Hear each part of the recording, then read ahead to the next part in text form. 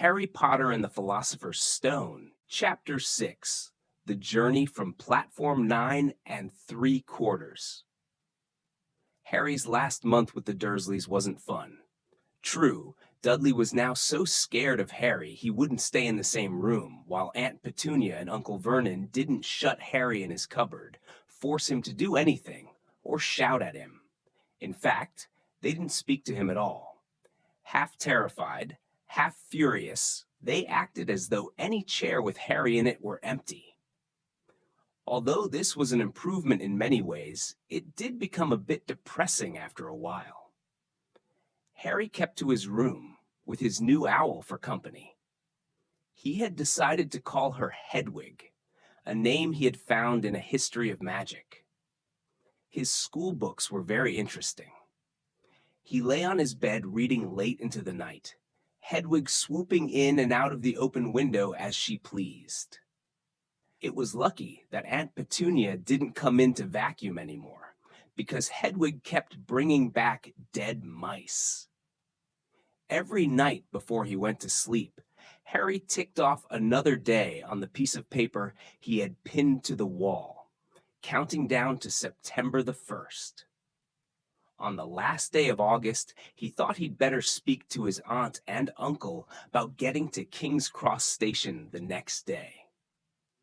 So he went down to the living room where they were watching a quiz show on television. He cleared his throat to let them know he was there, and Dudley screamed and ran from the room. Uncle Vernon?" Uncle Vernon grunted to show he was listening. I need to be at King's Cross tomorrow to go to Hogwarts." Uncle Vernon grunted again. "Would it be all right if you gave me a lift?" Grunt. Harry supposed that meant yes. "Thank you." He was about to go back upstairs when Uncle Vernon actually spoke. "Funny way to get to a wizard's school. The train. Magic carpets all got punctures, have they?" Harry didn't say anything. "Where is this school, anyway?" "I don't know," said Harry, realizing this for the first time. He pulled the ticket Hagrid had given him out of his pocket.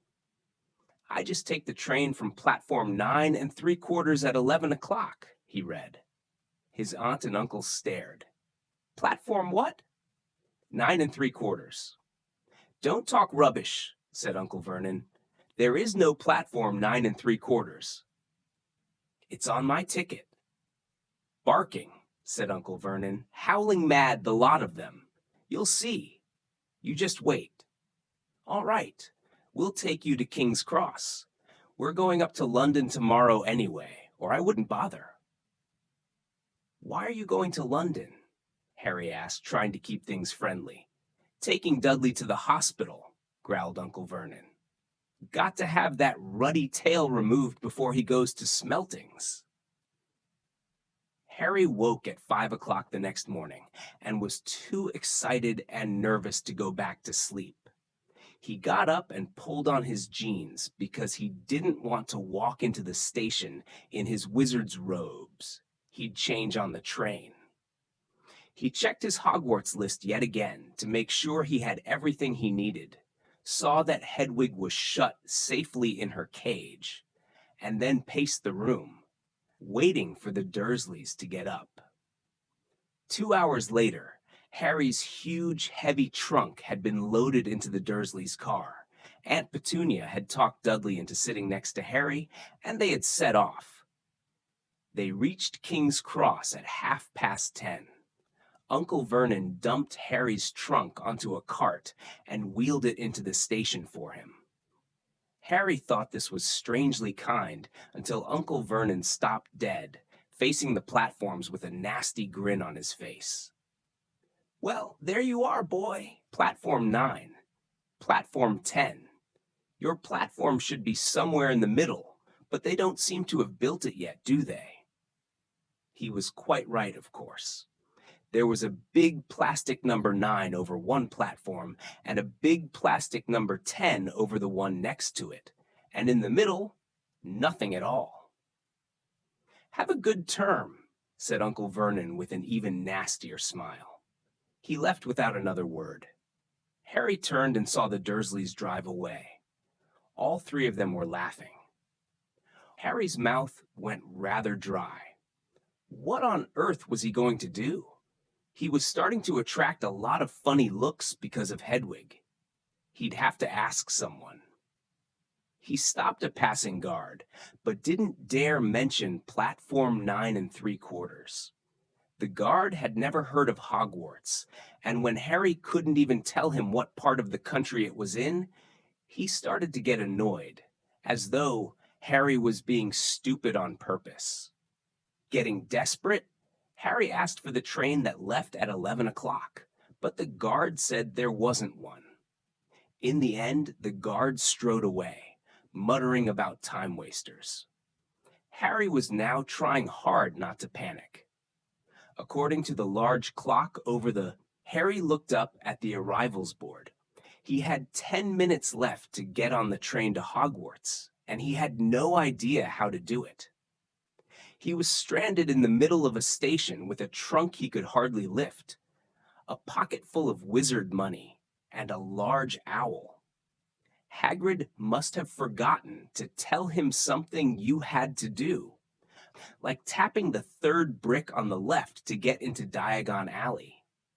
He wondered if he should get out his wand and start tapping the ticket inspector's stand between platforms 9 and 10. At that moment, a group of people passed just behind him, and he caught a few words of what they were saying. Packed with muggles, of course. Harry swung around. The speaker was a plump woman who was talking to 4 boys, all with flaming red hair. Each of them was pushing a trunk like Harry's in front of him, and they had an owl. Heart hammering, Harry pushed his cart after them. They stopped, and so did he, just near enough to hear what they were saying. "Now, what's the platform number?" said the boy's mother. 9 3/4, piped a small girl, also red-headed, who was holding her mother's hand. "Mum, can't I go?" "You're not old enough, Ginny. Now be quiet." "All right, Percy, you go first." What looked like the oldest boy marched toward platforms 9 and 10. Harry watched, careful not to blink in case he missed it.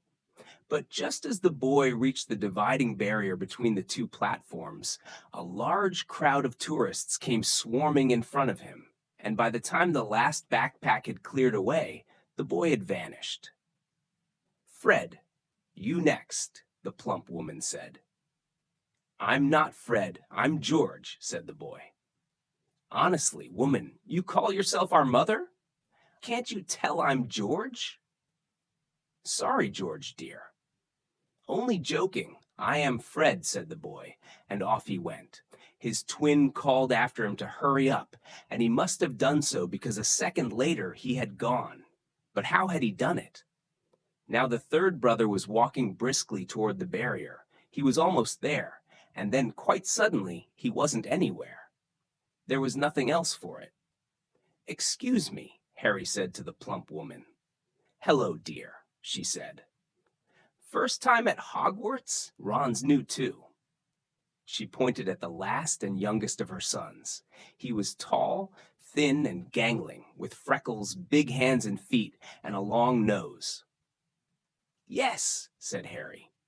The thing is, I don't know how to get onto the platform," she said kindly, and Harry nodded. "Not to worry," she said. "All you have to do is walk straight at the barrier between platforms 9 and 10. Don't stop and don't be scared you'll crash into it. That's very important. Best do it at a bit of a run if you're nervous. Go on. Go now before Ron." Okay," said Harry. He pushed his trolley around and stared at the barrier. It looked very solid. He started to walk toward it. People jostled him on their way to platforms 9 and 10. Harry walked more quickly. He was going to smash right into that barrier, and then he'd be in trouble. Leaning forward on his cart, he broke into a heavy run. The barrier was coming nearer and nearer. He wouldn't be able to stop. The cart was out of control. He was a foot away. He closed his eyes, ready for the crash. It didn't come. He kept on running. He opened his eyes. A scarlet steam engine was waiting next to a platform packed with people. A sign overhead said Hogwarts Express, 11 o'clock. Harry looked behind him and saw a wrought iron archway where the barrier had been, with the words Platform 9 3/4 on it. He had done it. Smoke from the engine drifted over the heads of the chattering crowd, while cats of every color wound here and there between their legs. Owls hooted to one another in a disgruntled sort of way over the babble and the scraping of heavy trunks. The first few carriages were already packed with students, some hanging out of the windows to talk to their families, some fighting over seats. Harry pushed his cart along the platform in search of an empty seat.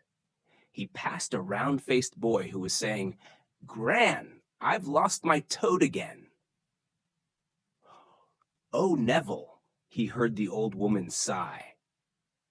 A boy with dreadlocks was surrounded by a small crowd. "Give us a look, Lee. Go on." The boy lifted the lid of a box in his arms, and the people around him shrieked and yelled as something inside poked out a long, hairy leg. Harry pressed on through the crowd until he found an empty compartment near the end of the train. He put Hedwig inside first, and then started to shove and heave his trunk toward the train door. He tried to lift it up the steps, but could hardly raise one end, and twice he dropped it painfully on his foot. "Want a hand?" It was one of the red-haired twins he'd followed through the barrier. "Yes, please," Harry panted. "Oi, Fred! Come here and help!" With the twins' help, Harry's trunk was at last tucked away in a corner of the compartment. "Thanks," said Harry, pushing his sweaty hair out of his eyes. "What's that?" said one of the twins suddenly, pointing at Harry's lightning scar. "Blimey," said the other twin. "Are you?" "He is," said the first twin. "Aren't you?" he added to Harry. "What?" said Harry. "Harry Potter," chorused the twins. "Oh, him," said Harry. "I mean, yes, I am." The two boys gawked at him, and Harry felt himself turning red. Then, to his relief, a voice came floating in through the train's open door. "Fred? George? Are you there?" "Coming, Mum." With a last look at Harry, the twins hopped off the train.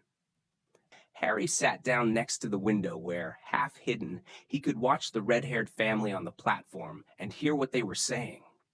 Their mother had just taken out her handkerchief. "Ron, you've got something on your nose." The youngest boy tried to jerk out of the way, but she grabbed him and began rubbing the end of his nose. "Mum, Geroff." He wriggled free. "Ah! Has Ickle Ronnie got some fink on his nosy?" said one of the twins. "Shut up," said Ron. "Where's Percy?" said their mother. "He's coming now." The oldest boy came striding into sight. He had already changed into his billowing black Hogwarts robes, and Harry noticed a shiny red and gold badge on his chest with the letter on it. "Can't stay long, Mother," he said. "I'm up front. The prefects have got 2 compartments to themselves." "Oh, are you a prefect, Percy?" said one of the twins with an air of great surprise. "You should have said something. We had no idea." "Hang on. I think I remember him saying something about it," said the other twin. "Once or twice. A minute. All summer." "Oh, shut up," said Percy the prefect. "How come Percy gets new robes anyway?" said one of the twins. "Because he's a prefect," said their mother fondly. "All right, dear. Well, have a good term. Send me an owl when you get there." She kissed Percy on the cheek and he left. Then she turned to the twins. "Now, you two, this year, you behave yourselves. If I get one more owl telling me you've blown up a toilet or blown up a toilet? We've never blown up a toilet." "Great idea, though. Thanks, Mum." "It's not funny." And look after Ron. Don't worry, Ickle Ronnikins is safe with us. Shut up, said Ron again. He was almost as tall as the twins already, and his nose was still pink where his mother had rubbed it. Hey, Mum, guess what? Guess who we just met on the train? Harry leaned back quickly so they couldn't see him looking. You know that black-haired boy who was near us in the station? Know who he is? Who? Harry Potter! Harry heard the little girl's voice.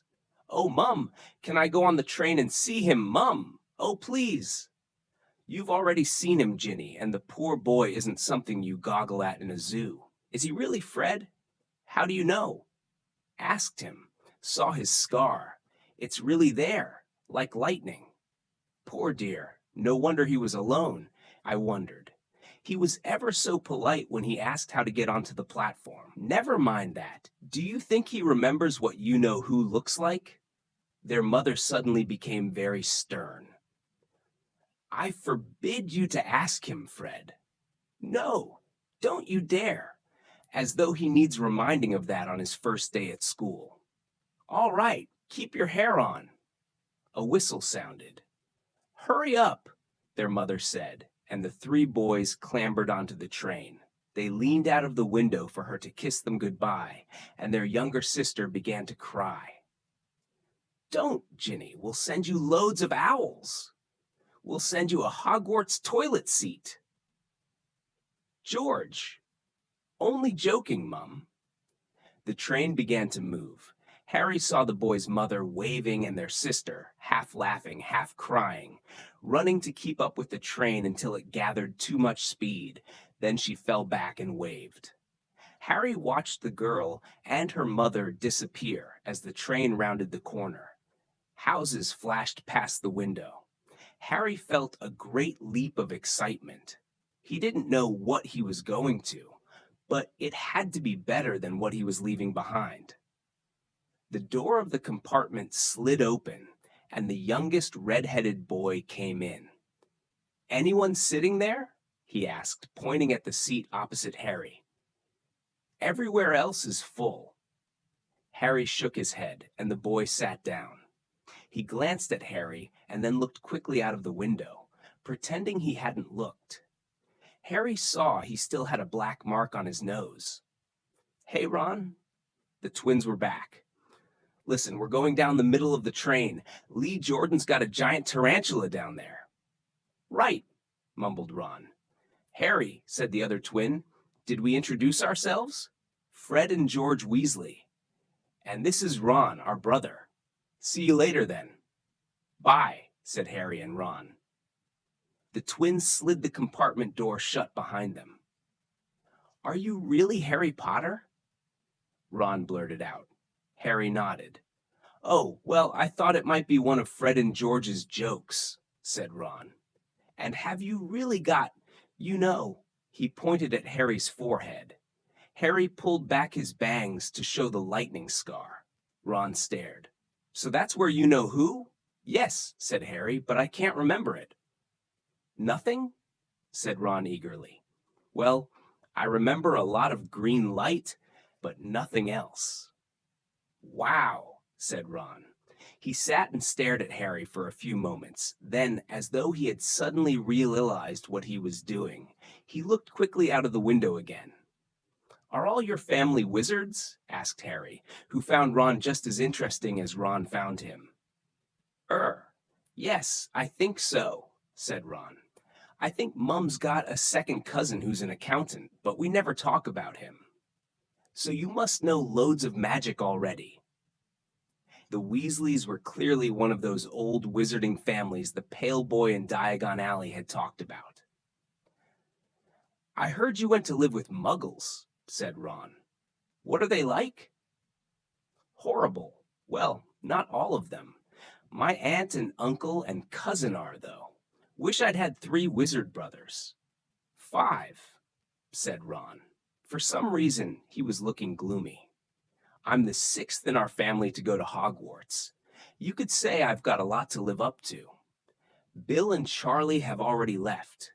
Bill was head boy and Charlie was captain of Quidditch. Now Percy's a prefect. Fred and George mess around a lot, but they still get really good marks, and everyone thinks they're really funny. Everyone expects me to do as well as the others, but if I do, it's no big deal, because they did it first. You never get anything new either with five brothers.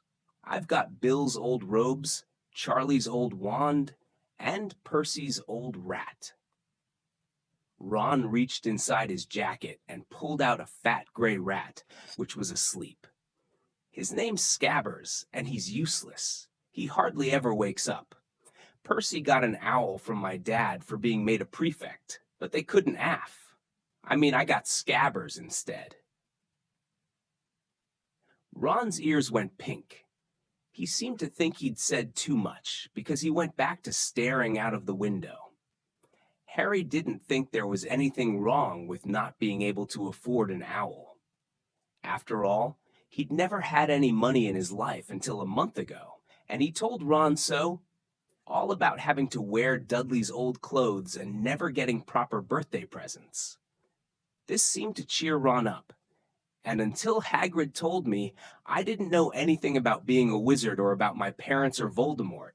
Ron gasped. What? Said Harry.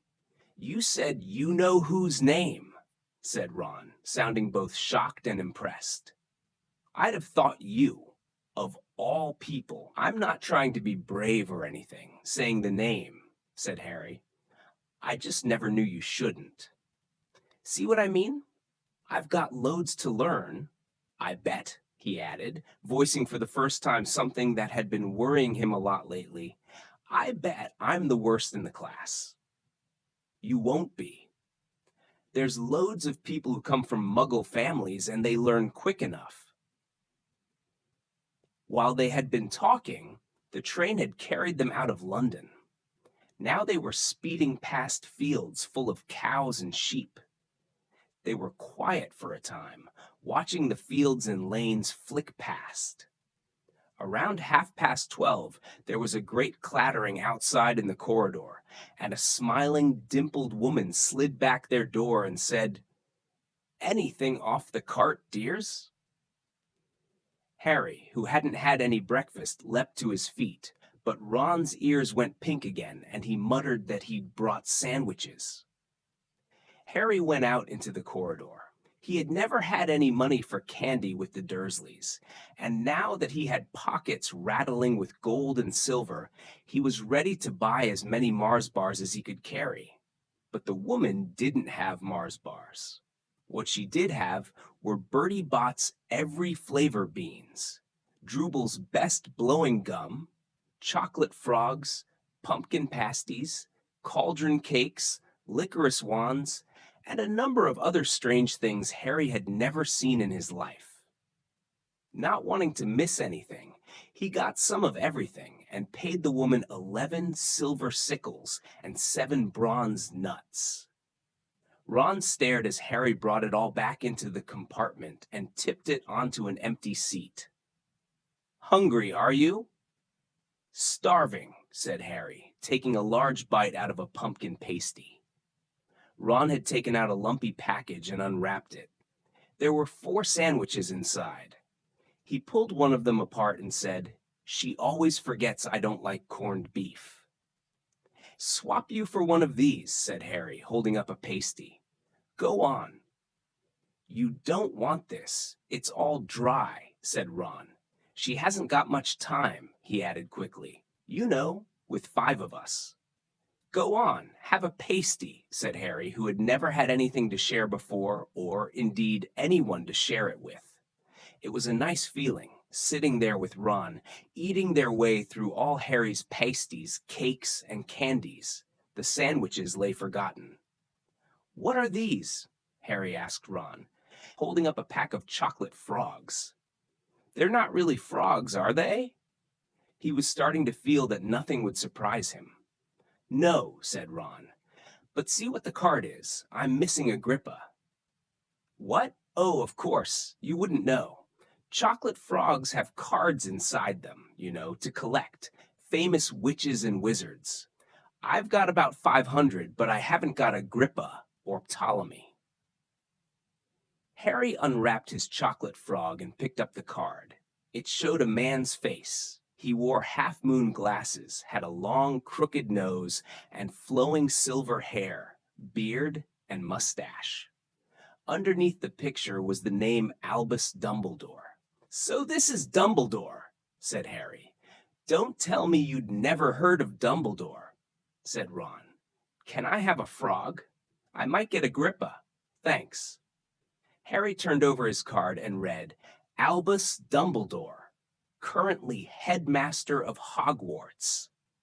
Considered by many the greatest wizard of modern times, Dumbledore is particularly famous for his defeat of the dark wizard Grindelwald in 1945, for the discovery of the 12 uses of dragon's blood, and his work on alchemy with his partner, Nicholas Flamel. Professor Dumbledore enjoys chamber music and tenpin bowling. Harry turned the card back over and saw to his astonishment that Dumbledore's face had disappeared. "He's gone." "Well, you can't expect him to hang around all day," said Ron. "He'll be back." "No, I've got Morgana again, and I've got about 6 of her." "Do you want it? You can start collecting." Ron's eyes strayed to the pile of chocolate frogs waiting to be unwrapped. "Help yourself," said Harry. "But in, the Muggle world, people just stay put in photos." "Do they? What, they don't move at all?" Ron sounded amazed. "Weird." Harry stared as Dumbledore sidled back into the picture on his card and gave him a small smile. Ron was more interested in eating the frogs than looking at the famous witches and wizards cards, but Harry couldn't keep his eyes off them. Soon he had not only Dumbledore and Morgana, but Hengist of Woodcroft, Alberic Grunion, Circe, Paracelsus, and Merlin. He finally tore his eyes away from the druidess Cleodna, who was scratching her nose, to open a bag of Bertie Bott's Every Flavor beans. "You want to be careful with those," Ron warned Harry. "When they say every flavor, they mean every flavor. You get all the ordinary ones like chocolate and peppermint and marmalade, but then you can get spinach and liver and tripe. George reckons he had a booger-flavored one once." Ron picked up a green bean, looked at it carefully, and bit into a corner. "Blag! See? Sprouts!" They had a good time eating the every flavor beans. Harry got toast, coconut, baked bean, strawberry, curry, grass, coffee, sardine, and was even brave enough to nibble the end off a funny gray one Ron wouldn't touch, which turned out to be pepper. The countryside, now flying past the window, was becoming wilder. The neat fields had gone. Now there were woods, twisting rivers, and dark green hills. There was a knock on the door of their compartment, and the round-faced boy Harry had passed on platform 9 3/4 came in. He looked tearful. "Sorry," he said, "but have you seen a toad at all?" When they shook their heads, he wailed, "I've lost him. He keeps getting away from me." "He'll turn up," said Harry. "Yes," said the boy miserably. "Well, if you see him." He left. "Don't know why he's so bothered," said Ron. "If I'd brought a toad, I'd lose it as quick as I could. Mind you, I brought Scabbers, so I can't talk." The rat was still snoozing on Ron's lap. "He might have died and you wouldn't know the difference," said Ron in disgust. "I tried to turn him yellow yesterday to make him more interesting, but the spell didn't work. I'll show you, look." He rummaged around in his trunk and pulled out a very battered-looking wand. It was chipped in places and something white was glinting at the end. Unicorn hairs nearly poking out. Anyway, he had just raised his wand when the compartment door slid open again. The toadless boy was back, but this time he had a girl with him. She was already wearing her new Hogwarts robes. "Has anyone seen a toad? Neville's lost one," she said. She had a bossy sort of voice, lots of bushy brown hair, and rather large front teeth. We've already told him we haven't seen it, said Ron. But the girl wasn't listening. She was looking at the wand in his hand. Oh, are you doing magic? Let's see it then. She sat down. Ron looked taken aback. All right. He cleared his throat. Sunshine, daisies, buttermellow. Turn this stupid fat rat yellow. He waved his wand, but nothing happened. Scabbers stayed gray and fast asleep. Are you sure that's a real spell? Said the girl. Well, it's not very good, is it? I've tried a few simple spells just for practice, and it's all worked for me. Nobody in my family's magic at all. It was ever such a surprise when I got my letter.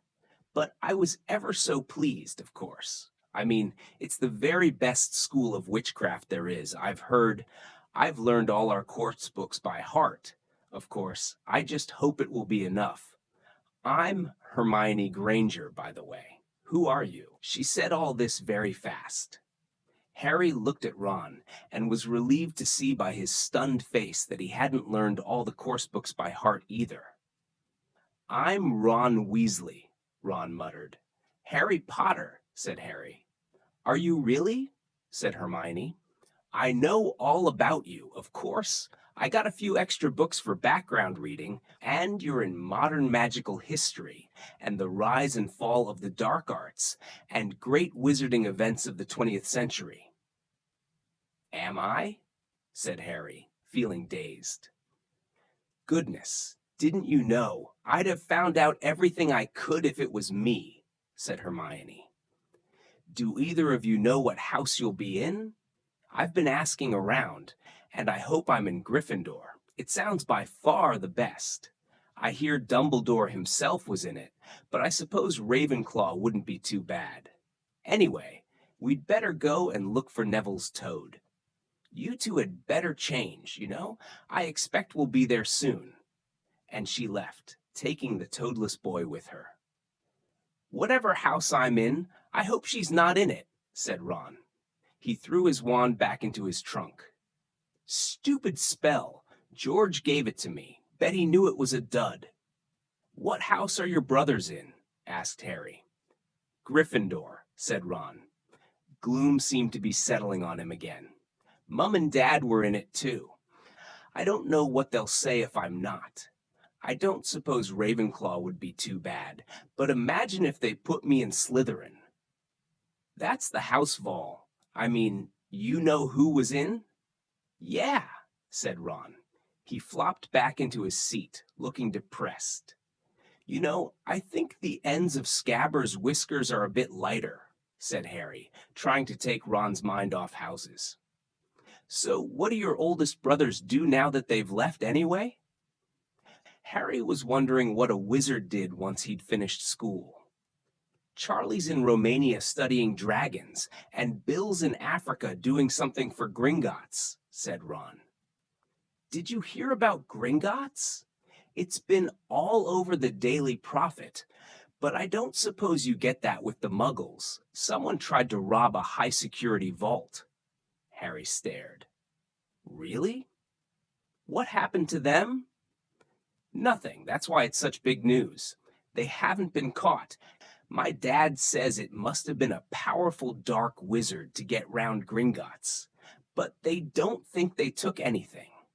That's what's odd. Of course, everyone gets scared when something like this happens in case you know who's behind it. Harry turned this news over in his mind. He was starting to get a prickle of fear every time you know who was mentioned. He supposed this was all part of entering the magical world, but it had been a lot more comfortable saying Voldemort without worrying. What's your Quidditch team? Ron asked. I don't know any, Harry confessed. What? Ron looked dumbfounded. Oh, you wait, it's the best game in the world.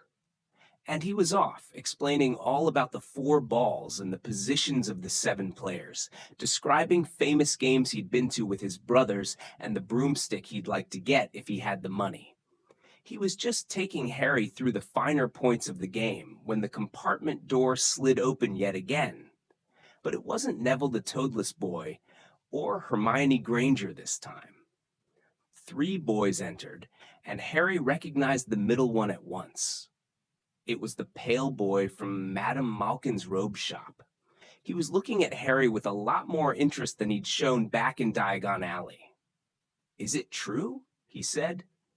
"They're saying all down the train that Harry Potter's in this compartment. So it's you, is it?" "Yes," said Harry. He was looking at the other boys. Both of them were thick-set and looked extremely mean. Standing on either side of the pale boy, they looked like bodyguards. "Oh, this is Crabbe and this is Goyle," said the pale boy carelessly, noticing where Harry was looking.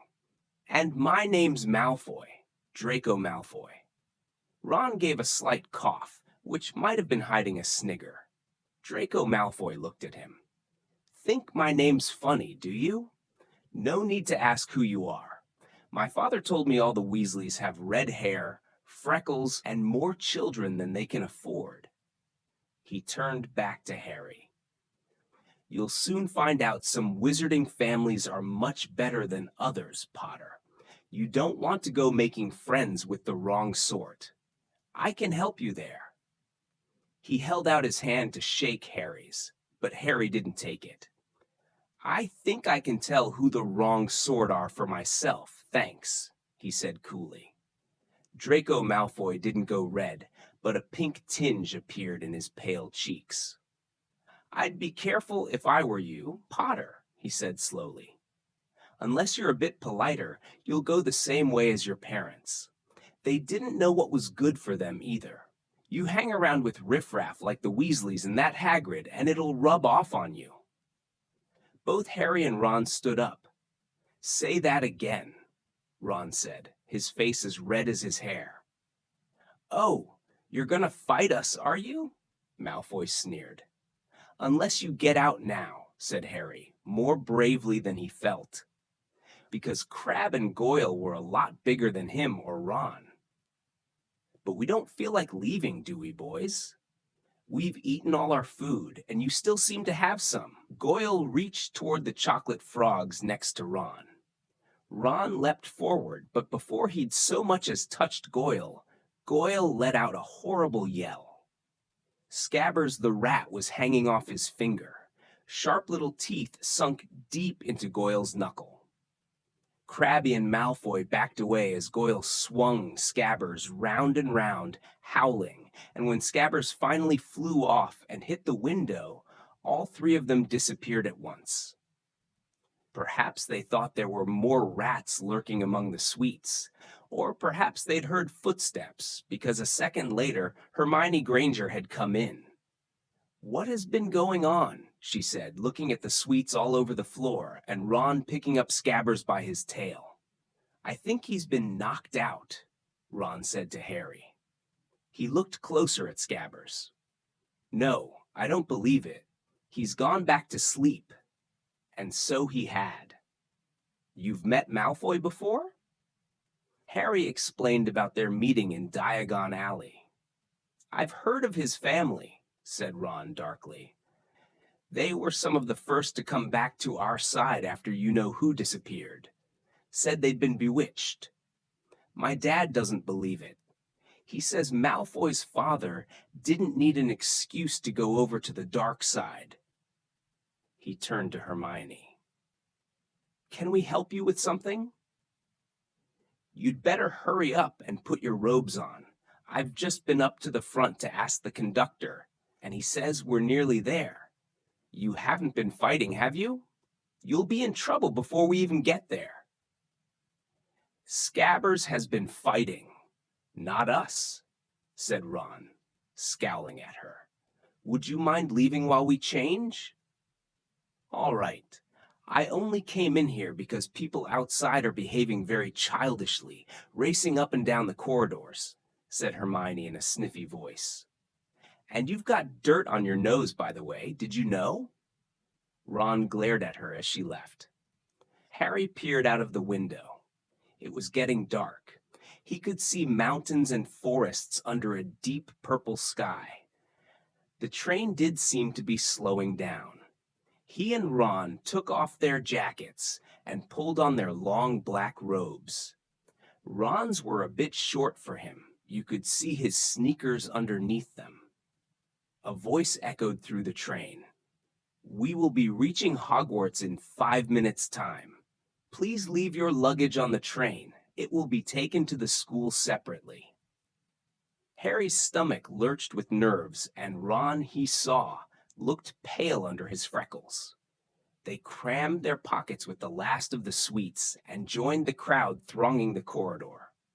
The train slowed right down and finally stopped. People pushed their way toward the door and out onto a tiny, dark platform. Harry shivered in the cold night air. Then a lamp came bobbing over the heads of the students, and Harry heard a familiar voice. "First years! First years over here!" "All right there, Harry?" Hagrid's big hairy face beamed over the sea of heads. "Come on, follow me. Any more first years? Mind your step now. First years, follow me." Slipping and stumbling, they followed Hagrid down what seemed to be a steep, narrow path. It was so dark on either side of them that Harry thought there must be thick trees there.